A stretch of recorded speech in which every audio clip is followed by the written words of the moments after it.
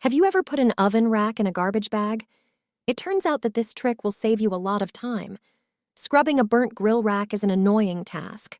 Not many people know that there's a smarter way to do it. We put 2 dishwasher tablets into a bowl. They have degreasing and cleaning properties. We pour in warm water and crush them with a fork. We take out the burnt oven rack from the oven and put it in the garbage bag. Then we place it in the bathtub or shower. We pour the tablet mixture into the bag. Add warm water until the bag is filled. The rack must be completely submerged in the water. We tie the bag and leave it for several minutes. The tablet will start working and you won't even have to lift a finger.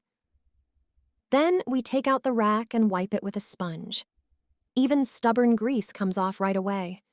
Cleaning is easy, simple, and enjoyable. The rack looks like new.